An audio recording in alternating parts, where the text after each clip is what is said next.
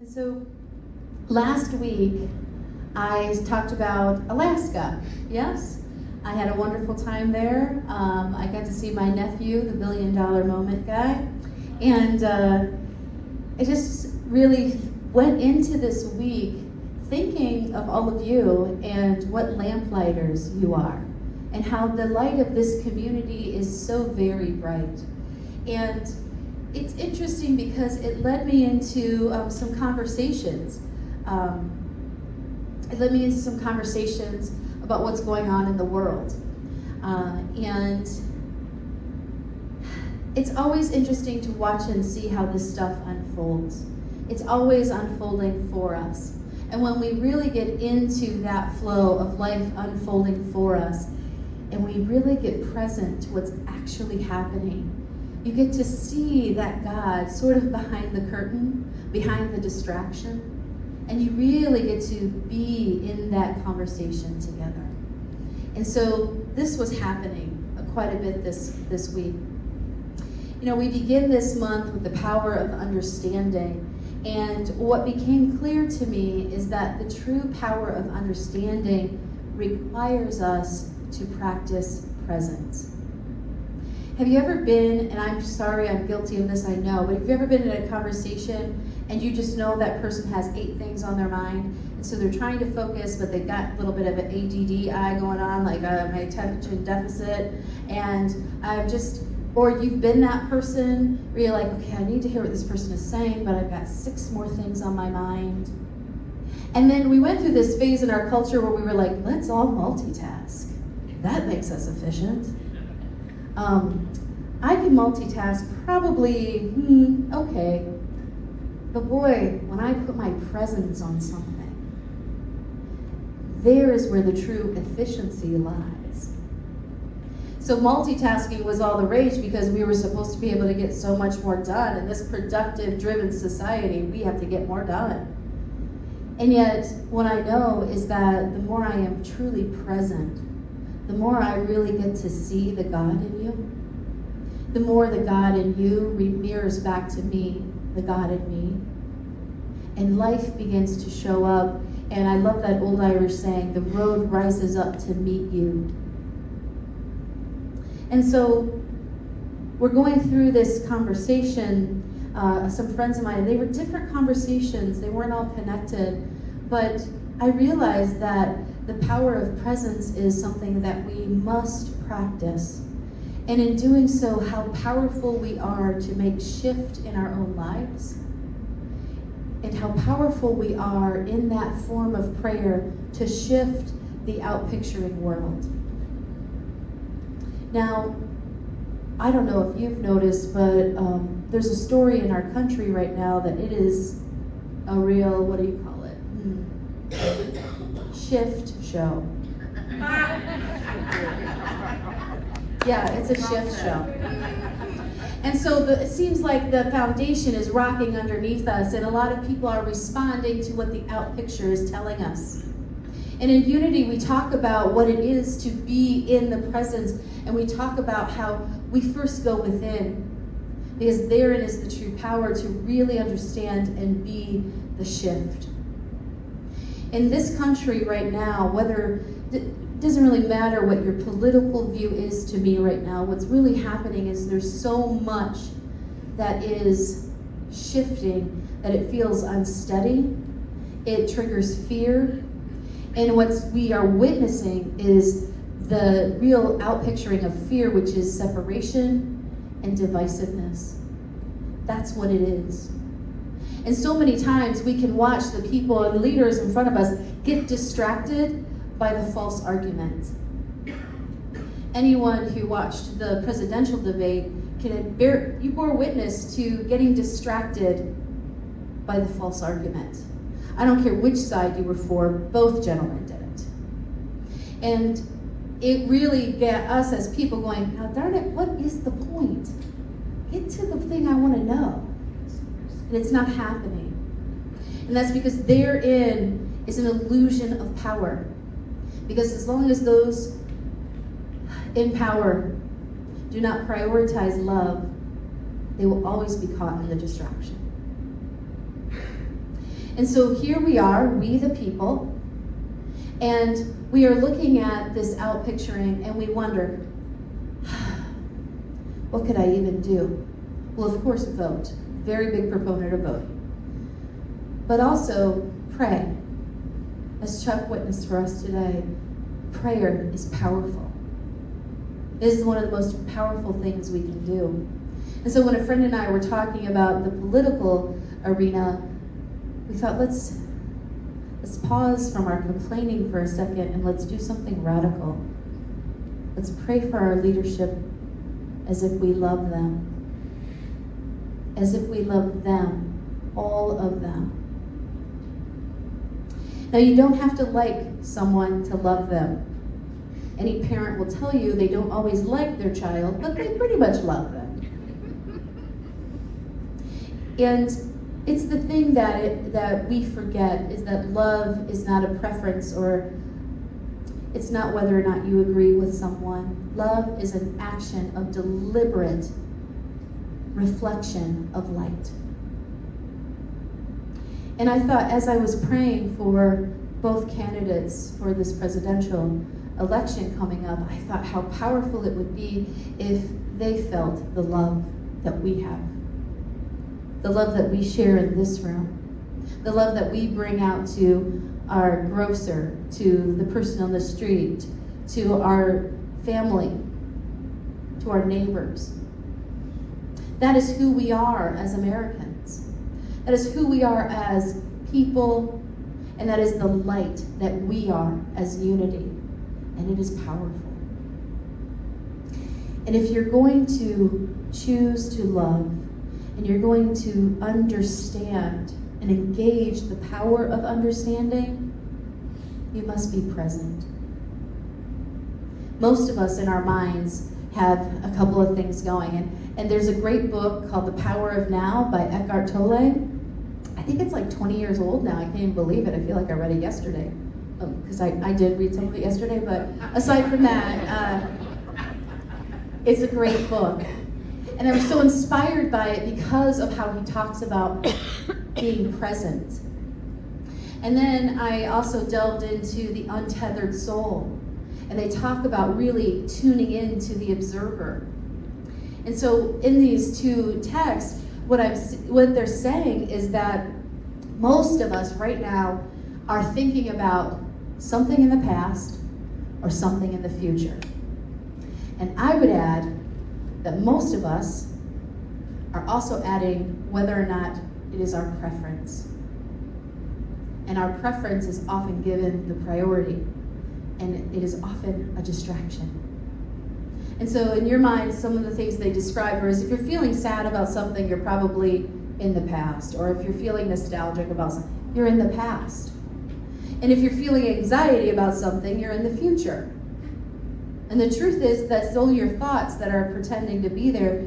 The real you is here in the moment, and here now.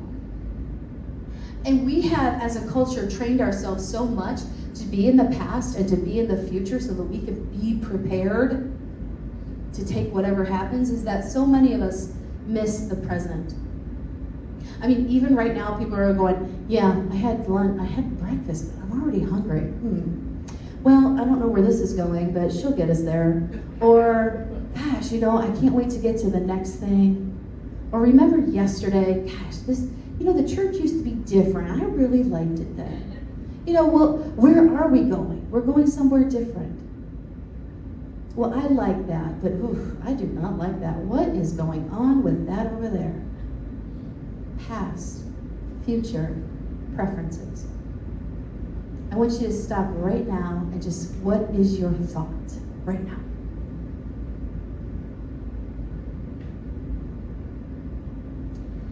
So you have these thoughts, and the entity, the part of you that just observed your thoughts, is your observer. Your observer. And so we talk about the power of meditation because the power of meditation is about tuning in to that observer. Because that observer, the one that observes the thoughts, the one that is not your thoughts, it doesn't need the constant narration. It doesn't need the chatter.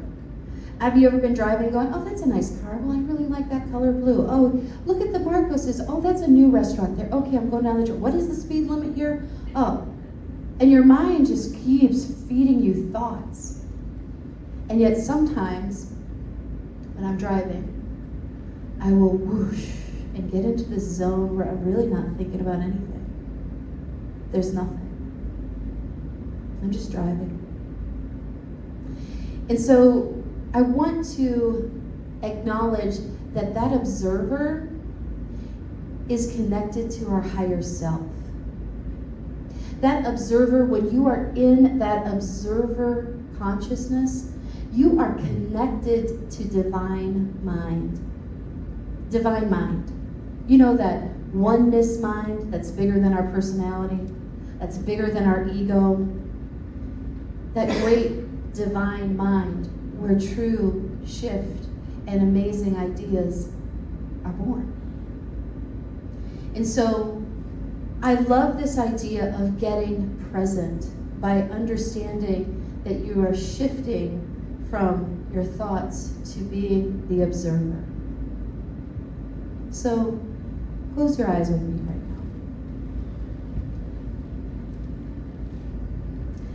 now. I want to invite you to take a breath and move into the observer. Take a breath.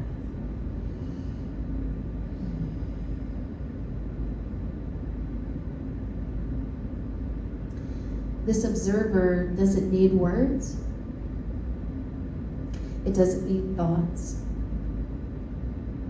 It is quiet because it is observing.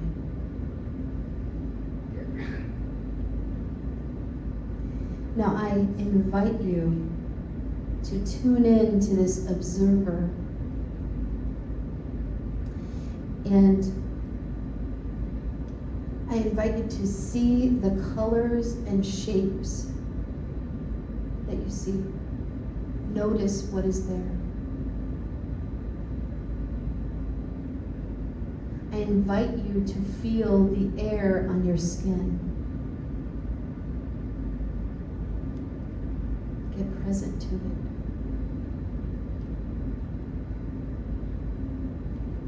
I invite you to breathe in the sense in the air, the scent.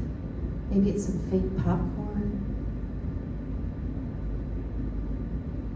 But what scent is in the air?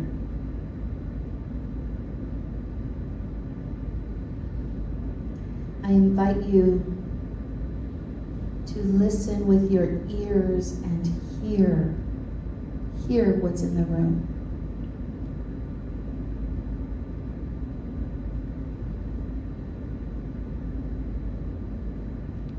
I invite you to taste this moment. What does it taste like?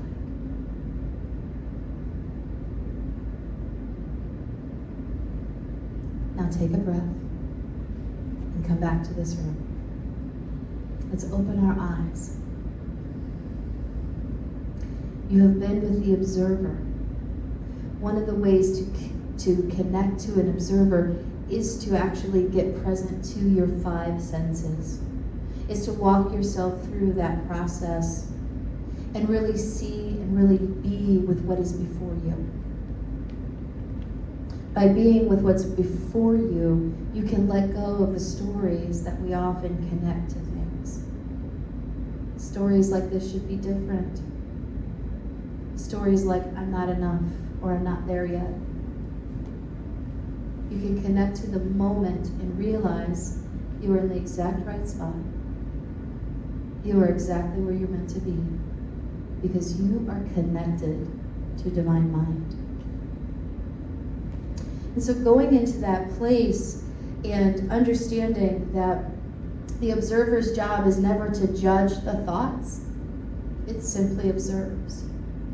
It's not to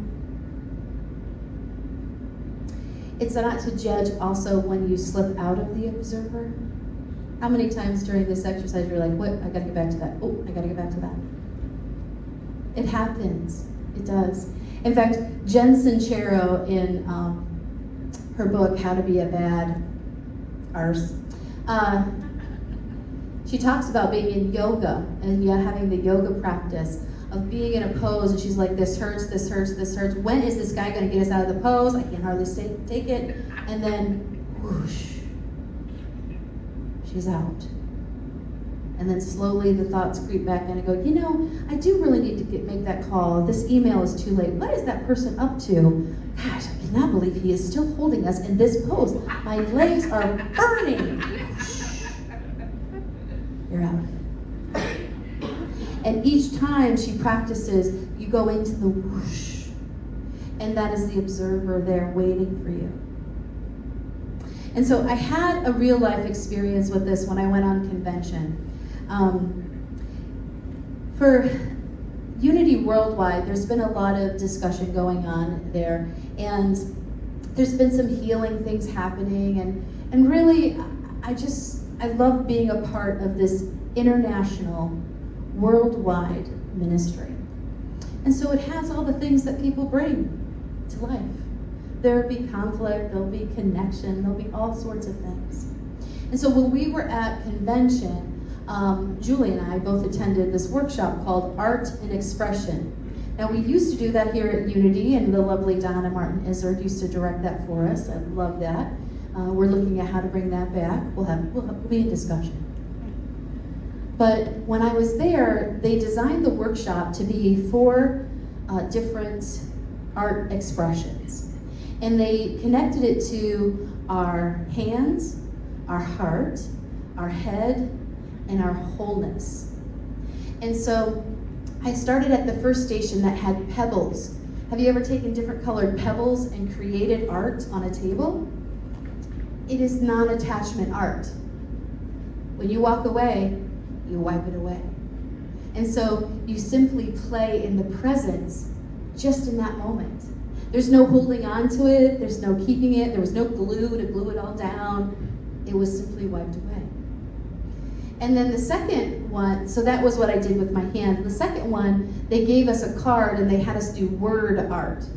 And you were not allowed to write a narrative or words in consecutive order. You were allowed to use words as the art. And so I started writing love over and over, and I created this big heart. And then I had more room on the paper, and the time wasn't up yet, so I started drawing a hand that was holding the heart. And that was the art. And that one you got to keep. And then the next one was a table covered with paper, and they had used oil pastels. And for those of you who don't know anything about oil pastels, is that it's like a crayon, but you can smear it and it will blend. Well, the people before me, their drawing was there, and they had no idea, or they just didn't do any blending.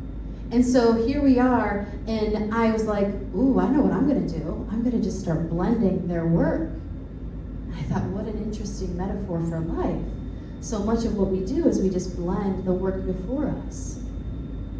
So when I was sitting at the pebble table, I could see in front of me this easel where the watercolors were.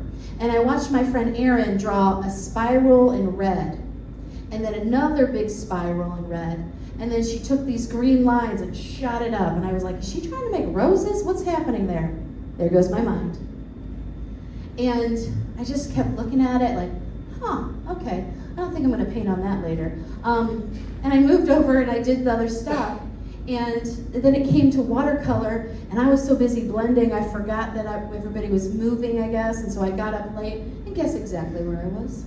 I had to go look at the 2 circles with the green, and someone had added a weird triangle and some other waves, and I was like, what am I gonna do with this? And then I decided, this is the foundation. I started telling the story like, well, this is what they originally did. I don't think they want me to go over their stuff. Do I have the right to change what's here? And I thought about the great foundation that Charles and Myrtle Fillmore gave us. They gave us a solid foundation of principles. And they didn't start as a church. They started as a publishing company. And that turned into a movement. And there's our roots. And if you go to Unity Village, there is a radio tower there. And it was done very early on, before radio was super popular. It is because there was a commitment to innovation. That's how new thought is meant to move. And so I'm looking at this painting, and I'm wondering if Aaron's going to be upset if I add to it. And I'm thinking about unity and who we are as a foundation, and how often I have been, I don't know if I should add to it. I don't know where my innovation lies. I mean, do I have an authority to make a change here? And then I decided to move into my observer. And whoosh. I was allowed to be in divine mind. And in divine mind, we're all in the oneness together. And so I took the water and I dipped my paintbrush and I just began to blend. And I just thought, I'm just going to be with the painting in the water. And this is what began to emerge. This is what started. You can see the spiral circles, you can see the stem, and this triangle, and all of a sudden I saw a sailboat. And I just began to create. And as I moved the water across the page, I thought, look, this circle is reflecting this circle. It's beginning to turn into something that's really beautiful. And I added some sunset. And I thought about how often we are on the water and it's crashing around, and how many metaphors just here alone are in this painting. And so then time was called, and that was where we got to. And I had this experience like, you know what? I want to see what the next person did to what I did with the oil crayons. And I walked over, and it was beautiful. And I thought to myself, I spent so much time worrying if Aaron, the original artist of the two circles and the green stem, would be upset with me for making some changes, that I stalwarted. And then when it came to someone changing the picture I had originally helped with, I loved what they did. Because I was in this loving energy, and it was beautiful. So then I got this picture at an email because the directors of that workshop gave it to us, and wouldn't you know, they didn't stop with me. Even though I was the end of that workshop, there were more workshops afterwards. And here's what happened next. Go ahead and hit the slide, Haku. Oh, wow. Look where that evolved. It's just beautiful. There's a heart. There are birds. There's like seaweed or some kind of growth happening in the water. The reflection is even better. It just keeps getting better. And all of this was taking place while people were in their thoughts and they would move whoosh, into their observer and just be present with the art. They were just being present. And so I look at who we are, and I think about this power of understanding. And I hope you can literally see and get present to the beauty that is here. The beauty that is here. The beauty that is here within you. I want you to look at this month of July as a time for really engaging the power of understanding by practicing being present. Have the audacity to really look people in the eye wherever you go. Have the audacity to stand at the gas station pumping gas and saying, I'm present here. I'm present. And notice what is around you. Notice. Get into that presence. Start making that your practice. Because we need to be there. Well, I feel, this is my opinion, here's my preference.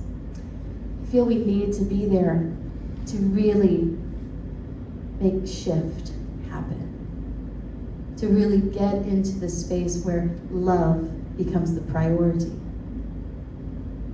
Because if you do it, I do it, they do it, which one of us will be the straw that breaks it all wide open? So this week, this month, I really want to encourage you to get present and befriend your observer. Take time just to sit side by side and be in that presence. Understand you're going to have a lot of word chatter. You're shifting something here. The old thoughts are going to be there. Just let them run amok. Just observe them and wait for the whoosh. Amen, amen.